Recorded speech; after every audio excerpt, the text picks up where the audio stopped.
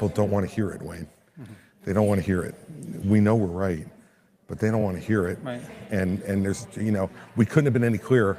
Right. We couldn't have been any more direct or worked any harder. So, and let's not forget she spent $68 million. Yeah. I mean, we spent like Well, when you give land to China and places like that. Yeah, that's what you get. Yeah. Yeah, I mean, look, she spent $68 million so far, just on TV.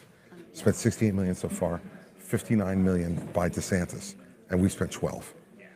I mean, who's punching above their weight and who's getting a return on their investment, And she's going to get smoked, and you and I both know it. She's not up to this. she hasn't even been And she's still 20 points behind Trump in New Hampshire, right? Yeah. And, Oh, yeah. And he's still going to carry Iowa, right? Yes, always.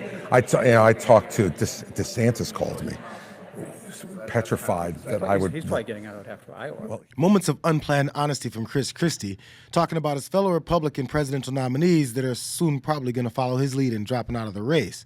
But to be fair to Christie, his hot mic comments are probably ones he would have made in public about Haley and DeSantis anyway, maybe except for that part about Ron calling him in a panic. But anyway, back to his decision to drop out of the race. Here's more. I've always said that if there came a point in time in this race where I couldn't see a path to accomplishing that goal, that I would get out. And it's clear to me tonight that there isn't a path for me to win the nomination, which is why I'm suspending my campaign tonight for President of the United States.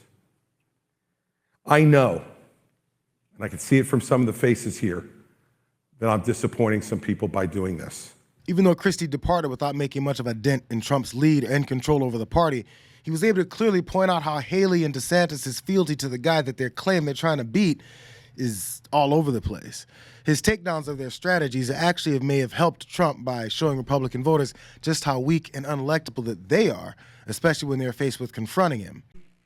From the moment I got into the race, the decision that I made was really simple. I would rather lose by telling the truth than lie in order to win.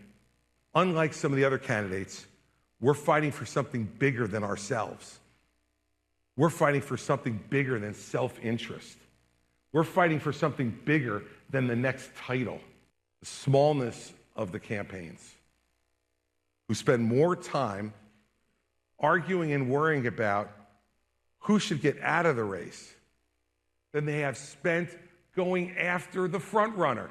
They and their donors have a different target every day to try to minimize the attention to their own campaign. Now, their own campaign is a campaign that doesn't play to win. Now that the lone Republican voice that openly spoke out against Trump is taken off, the pressure that he finally gave into is probably being felt by the last holdouts, and embarrassing moments about where they stand are becoming more frequent. Ultimately, I think Ron DeSantis represents the best chance for the Republican Party to recapture the White House over Joe Biden and to win by a few touchdowns, not just a field goal. That's my ultimate goal. Iowa is up first. It's on Monday. But 1 week after that is New Hampshire. And this is brand new CNN UNH poll, which shows that Governor Ron DeSantis isn't in first, second, third, or fourth place in New Hampshire, but he's down in fifth place, 5% behind Vivek Ramaswamy. Why do you think that is? It might be because our candidate and our campaign has done nothing but cover for Trump's attempt to normalize a former president's power-hungry attempt to retake the White House with all of his drama and criminal prosecutions. They do it regularly, while the guy that they're afraid of hits them with things like this. Nikki Haley has been in the pocket of the open borders establishment donors her entire career, and she's a globalist, She likes the globe.